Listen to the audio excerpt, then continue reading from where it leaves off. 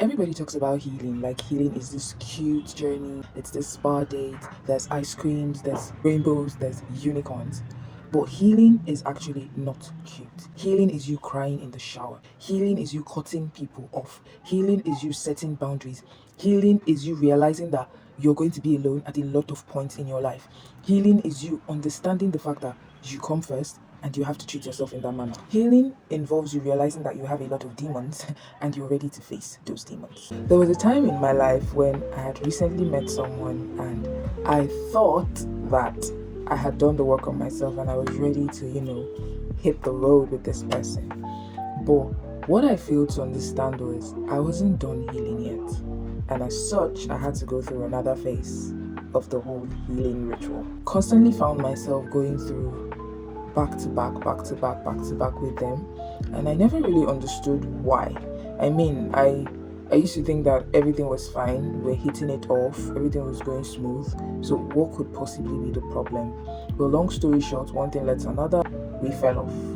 Now when we fell off, this was where the real struggle started for me. When we fell off, I started trying to understand, like, what's going on? Does it seem like I can't keep people in my life? Why is it that as soon as I meet a person, and it's not even just males, be it male or female, as soon as we meet, one thing begins to lead to another thing, and before you know it, these people are off, or I automatically just drop them off. And I was just like, what is going on? Now that led to me battling a lot of things. At some point I even started to feel insecure. At some point I started to feel anger, sorrow that I was always feeling, and I was just like, what is all of this? And then it dawned on me, I had not fully healed from past traumas. I had not fully healed from broken friendships. I had not fully healed from a lot of background issues that awareness has helped me to see that these are actually issues. One of the things that I wasn't so comfortable with at some point in my life was trust. I found it difficult to really trust certain people. A way of affecting the relationship. It had a way of affecting the association, and this was something I was trying to overlook for a very long time. How did I fix this trust? I had to learn how to trust myself. I had to learn how to trust myself, to understand the fact that I am making the right decisions with every new person that I meet, with every new person that I become interested in bringing them into my life. It wasn't as easy as how I'm just yapping about it right now, but trust me when I tell you it was not as easy. All through those periods, there were nights that I would journal aggressively. Oh God. Aggressive journaling, because I wanted to understand where was this problem coming from. Why was I always having conflict with people? Why was I always, at some point I will have internal conflict and be like, no, you know what, I'm letting this person go. I can't do this anymore. What was going on? I cried, let me say twice. I cried myself to sleep twice, because sometimes in the night, the silence and everything and my playlist back then was not even helping me at all. The pain that I would just start feeling, and there was just something in me that was making me believe that I was the one at fault. God, there was just something that just kept on making me think that you're responsible for this.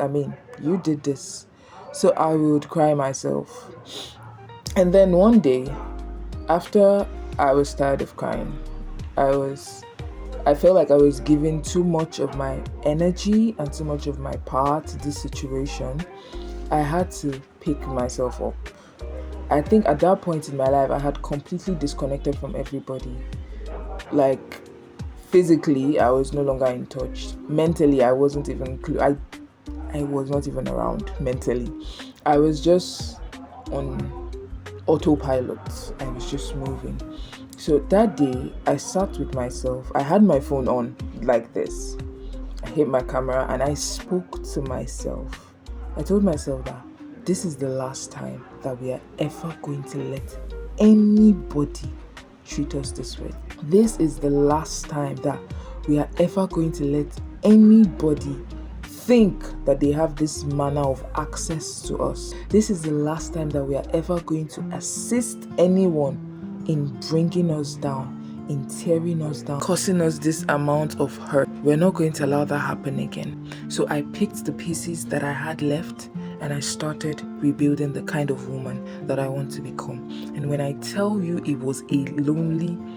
it's still a lonely road because I'm still on that journey, but Back then, oh my God, it was silent.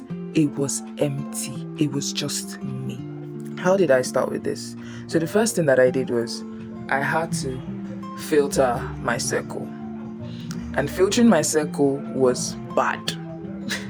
It was really bad because I became alone. I literally became alone because everybody that was around was just saying things like, oh, I told you, and I would hear things like, how did this happen? I wasn't expecting. And I'm like, yo, that is not the problem right now. Like, we have other pressing issues and you're concerned about the past.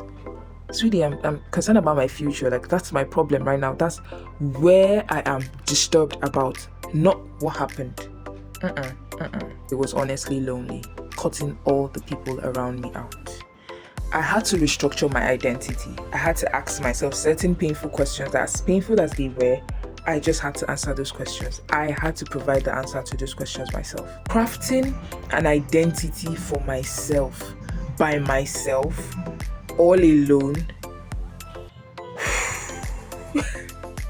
It was crazy. It was hard. It was painful and it was bitter. Creating a new identity, brainwashing myself of whatever thoughts, of whatever things that I've heard, of whatever agreement that I've come into by myself. I had to unlearn a lot of things to create a new identity for myself. God, it was painful. It was sore. The pain that I had to go through was not something that I had planned for. It wasn't something that I even saw coming at any point, but I just had to. And the fact that a lot of people that I had to cut off were thinking I was doing it out of a place of pride, out of a place of arrogance, out of a place of being so self-centered. Oh God, I remember one day when I was with someone and I was being asked a question about how I've pushed everybody away, how I've let go of everyone, and why, like, the whole, we used to be friends, but people can go, that whole kind of vibe, like, we don't talk anymore, basically. And it was so funny because I was getting that question from that person when I didn't even care anymore. I was getting that question from that person when I wanted, I was at a point in my life where I just wanted someone to ask me, Deevyne, what is going on?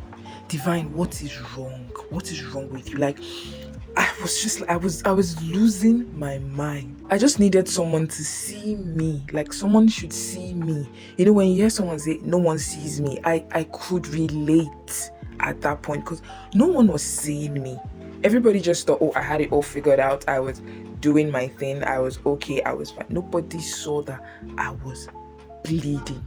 No one saw behind the smiles that I was carrying on. No one saw behind the jokes that I was giving. Nobody. So when I got that question, I can't remember what I responded to that person, but in my mind, I'm just like, no, you can't take me back to where I'm coming from. I've left Egypt. I've burnt down the bridge to Egypt. You will not take me back to Egypt. Now, I need to destroy certain myths that people have about healing. Healing is not aesthetic. It is not aesthetic. When you decide that, you know what, I know that there is a problem in my life and I want to fix that problem because this problem is emotional and I have to sort it out. Anything that looks like aesthetics, you're going to throw it out the window because it is not. It is not cute. It is not pretty. I think I've seen some videos on TikTok precisely, and a little bit on YouTube too sometimes, where you see some people, they're going through a breakup, friendship breakup, relationship breakups, and they're crying and they're using tissues to clean their eyes, and they're like, oh my God, he left me, but I'm gonna heal, I'm gonna get better.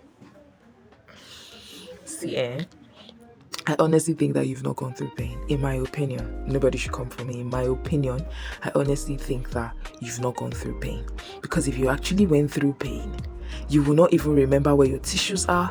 You're not even going to remember where your hanky is. You're not even going to remember to carry your phone and put it in front of you and hit record and cry and cry. And when you're done, you edit, you put hashtags, you think of SEOs, and then you post on YouTube or TikTok or Facebook or Instagram. Don't remember all those things. You will not, because you will just be so focused on, why am I feeling this pain? Where is this pain coming from? Why can't I take a pill to cause this pain to just leave? That's what you're going to be thinking about. You're not even going to be thinking about how to glam yourself, how to do your nails.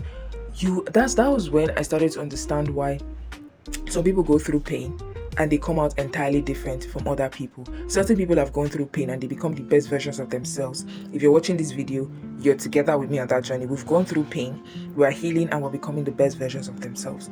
But some people go through pain and they come out so bad. I remember watching this video a few years back of this woman who was so overweight. I'm not someone that shames on women, but she was really big. Like, she was big. And one of the questions, she had finally made the decision that she was going to change her lifestyle. She was going to change everything about her. She was basically going to level up. That was the decision that she made. I remember the interviewer asking her, like, how did you get to this point? And the first thing that she said was, she got to this point after a breakup. She got to that point after a breakup. So think about the pain that she felt, and all the comfort she could get was in food. She got all those comforts from eating, and then she had all those results. So when people try to paint this image online like it's some aesthetically pleasing thing, you have the monochrome colors, you have the lip gloss, you have the liner, you have the lashes, and then you're crying and your hair is all layered up and you're just cute and you're shedding cute tears. Don't get me angry. Don't piss me off. I don't know if it's just me, but I think that we as human beings, we have this thing where we procrastinate assessing ourselves. Because I remember there were a few times when I wanted to really sit and think about what was going on. I wanted to really sit and ask myself questions, but I'll find myself procrastinating. I'm like, no, I don't want to feel these things right now. I don't want to think about these things right now. You're going to have to ask yourself those questions. See, if I just believe that your healing journey starts with you sitting down quietly and thinking of those thoughts that you're scared to think about. You see those thoughts in your head, those moments, those areas of your mind that you do not want to access. That's where your healing starts from. You need to sit still with yourself and ask yourself painful questions and try to see things. And it's so easy for us to get blinded and get so selfish that we see things from our own point of views, but we never see things from the other person's point of views. Sit with yourself. Get pen, get paper. Write down questions. What did I do wrong in this instance? After you're done answering that question, honestly, what did this person do wrong? You try to put yourself in third person's point of view, and don't be in a hurry to go around asking people who will be biased for advice. That's another thing, that don't go to your friends. As crazy and as lonely as it may sound, don't go to your friends, because your friends are going to see things from your own point of view. They're going to paint this other person in a wrong picture. Ask yourself the real questions. And if you're someone who believes in God, turn to God for everything. Turn to God for healing. Turn to God for support. Turn to God to reveal things to you. Know what I'm saying? I've been there, I've done that, and I know what I'm telling you. Turn to God to help you understand what the problem actually is. The first time that I went through pain in my life, I'm going to be giving you tips on how I moved through it. The first thing I did was cry. Yes, I allowed myself feel the pain that I was feeling. I cried everything out. I cried. I screamed, I wailed, I cried. I didn't do all those big girl stuff that, oh, big girls don't cry, oh, big girl don't shed tears. I cried it out. After I cried, the next thing I did was reflect on our last conversations. I had to go through past messages and read through, because one of the things that I noticed was there was an argument, and then from the argument, there was a split. So I started to read through the messages, and I saw that nobody was listening to the other person. This person was just yelling this person was yelling this. No one was listening. No one was hearing the other person. So I went through all of these messages and I saw things clearly for myself. After that, I had to ask myself some very, very painful questions. that caused me to cry even more. I had to ask myself some very, very painful questions and honestly answer those questions. One of the questions I asked myself was, who do you want to become? Who do I want to become in future? And after I had asked myself who I want to become, the kind of woman I want to become, the kind of places that I want to step into, the kind of people that I want to hear me speak, the kind of people that I want to add value to their lives, I realized that I was in the wrong environment. I realized that I had wrongly surrounded myself because the environment that I was in was not even something that was ever going to let me to get to that point in my life. So when I realized that, I was like, oh, I'm really glad that this happened now, because if it didn't happen now, heaven knows what would have happened. Honestly, I was like, heaven knows what would have happened.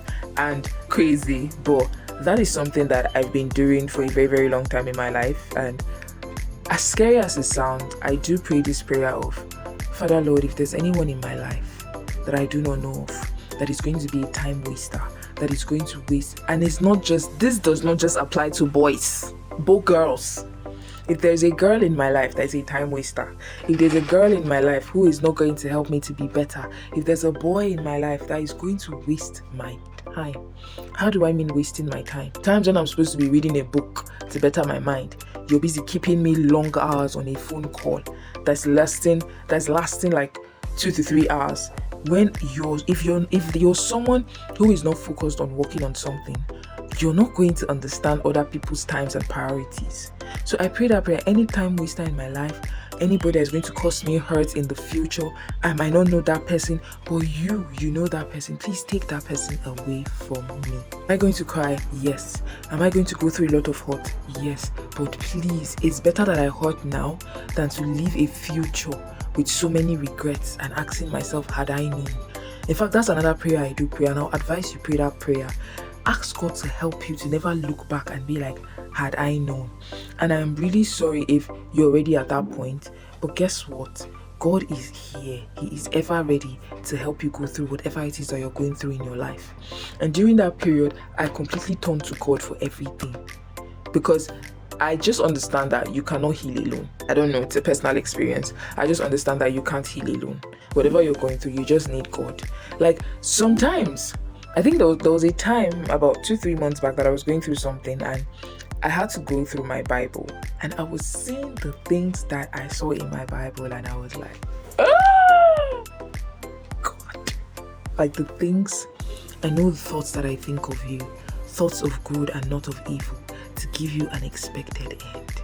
Jeez. Damn. If that's not romantic, I don't know what else can be. During a period where you're healing, journaling is very, very important, because journaling helps you to answer some questions with words. Questions that you're scared of hearing your voice out loud, asking those questions. You answer it in a book. If you can't even think of possible questions to ask yourself, you can go on Pinterest. You can even use ChatGPT to ask GPT. I don't know, I used to say GPT or GPT, whichever. But basically, you can use AI. That's if you're comfortable. You can use AI to just ask very, very specific questions that you want to answer. You use it, you ask yourself those questions, and then you answer them. Go on Pinterest, you see a lot of prompts. I will leave some for you on this video. You can check out some really, really, really, really pressing questions that you can ask yourself. Now, secondly, you need to set boundaries. That's why I said you need to ask yourself questions first, because when you've asked yourself questions, you have answers to those questions. You know what next should start implementing in your life. Take, for example, you figured out that one of the reasons why you made that wrong decision was because you had a lot of wrong friends around you. You had a lot of bad people. Not necessarily bad people, but they were just not good for you. You had a lot of them around you. And then you've understood the fact that the people around you, the voices that you're hearing, they have a very, very huge impact on the thoughts that you think. They have a very huge impact on the decisions that you make. So now that you've understood that, you become very, very strategic on the kind of people that you let into your life. You become very strategic on the kind of friends that you let around you. Healing doesn't always feel good. It has never felt good, but healing leads to good. You don't have to have it all figured out. Just don't give up on you. I do hope that you found value in this. Trust me when I tell you, this place is the safest place on the internet for things like this. And I pray in my heart that whatever it is that you're going through, that God helps you. And as you're watching this video, whatever it is that you're facing, whatever challenges, whatever relationships, or whatever it may be that you've fallen out of, that God helps you to see that the fact that you lost them or you lost those people, you didn't lose in life. God was just helping you let go of those people that you didn't know that you needed to let go of, so that better things and better people can come into your life. Thank you so much for watching. Subscribe, like this video, leave a comment, tell me your thoughts. I want to hear what you're thinking. Thank you so much for watching. Bye.